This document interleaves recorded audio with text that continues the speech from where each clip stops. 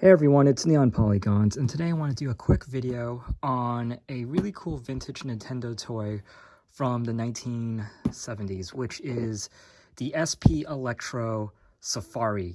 So what this basically is, it's kind of a cool light gun, toy gun game, where as you see here in the picture, you use kind of a rifle and then you shoot kind of like these birds, and they every time you hit the target, it rotates and then a new bird comes in. So I kind of wanted just to show how really large in scale this toy is. It's actually quite heavy. I believe it's about like maybe like 15 pounds perhaps. And it's huge. It's essentially measurements are about, in terms of just like the packaging, it's about 16 by 20 inches. So, and take a look at how vibrant this packaging is. It really just shows off the aesthetics and how sophisticated this toy was given its time period.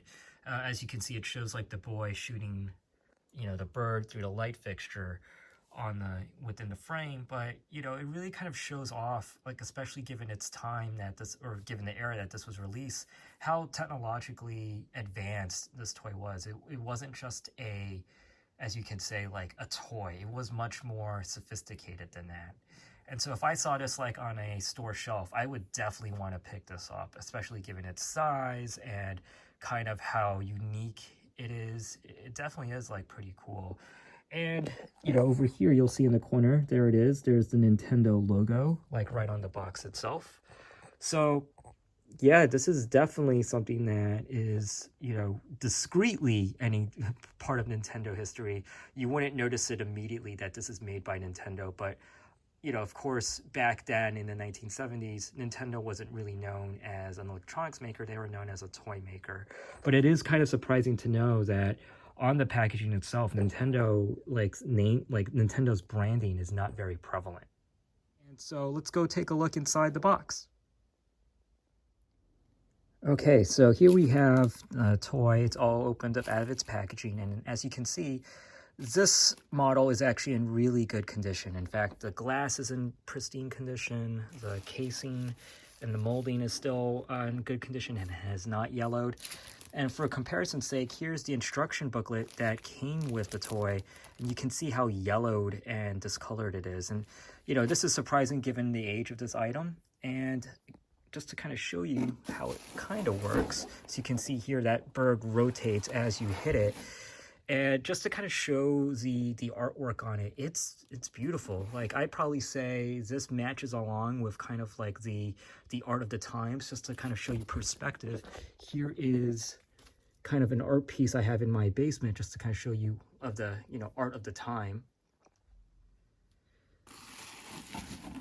And it's just gorgeous. The glass that's like on this, it's kind of like a nice plexiglass that they do where they actually put the painting on. And just to kind of show you the back of the toy, that is where you would put in the batteries. And as you can see, it says it right there, 1970 by Nintendo, made in Japan.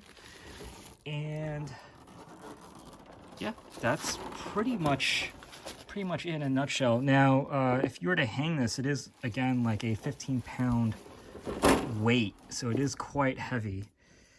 So just make sure that when you nail this to your wall, that your nail actually can like withstand this weight. So it's a really cool toy if you can come across this, but just some things to kind of keep in mind, that hopefully the condition of it that you find it in holds up pretty well, because again, this is now essentially a 50-year-old toy. So they're not easy to come by. They're very rare. They only appear in the secondary market very so often, and usually for a very high price. So if you do see this item out in the wild, make sure to actually check for the condition, check for the plexiglass. What is the condition? As you can see here, mine is, no scratches, fairly well done. Make sure that you see the little sensor light, because if you don't, then essentially this toy will not work, because you will have to use the light gun to essentially like hit this item. And then as you can see kind of over there, that essentially triggers this rotating plate to essentially say, all right, bring on the next bird. Let's next target.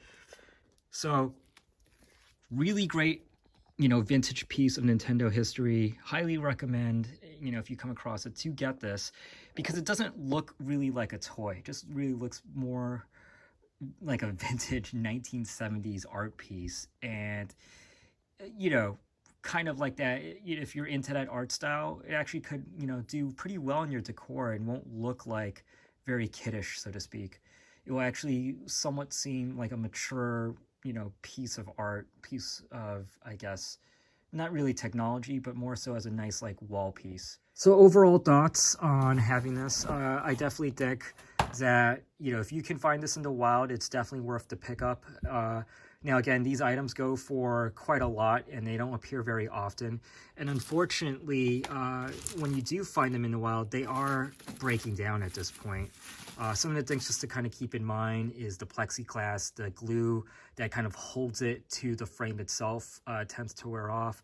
There is a lot of yellowing now on the molding of the frame itself.